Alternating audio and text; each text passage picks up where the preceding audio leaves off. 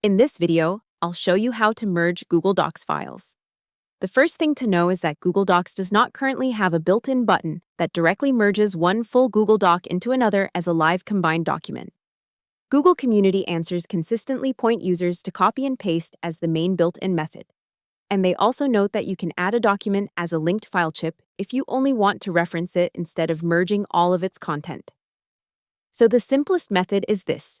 Open the first Google Doc. Select the content you want to bring over, copy it.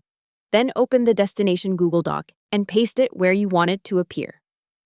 If you are combining several documents, repeat that same process one file at a time until everything is inside one final master document. Since Docs does not offer a true merge feature, this is the most practical built-in workflow.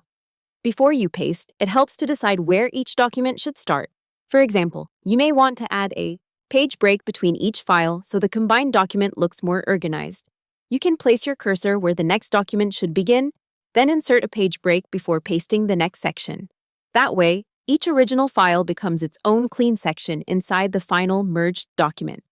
This part is more of a formatting tip, but it makes the result much easier to read. Now, if your goal is not to fully merge the text, but simply to include a reference to another Google Doc, there is another option. Google Community Guidance says you can type the @ symbol and insert the other document as a live file chip. That does not pull all of the content into your current document, but it does create a clickable reference to the other file, which can be useful if you want to keep documents separate while still linking them together. There is also one important limitation to keep in mind. Since the standard method is manual copy and paste, formatting can sometimes shift a little when you way to email a Google Doc as an attachment instead of just sending a link.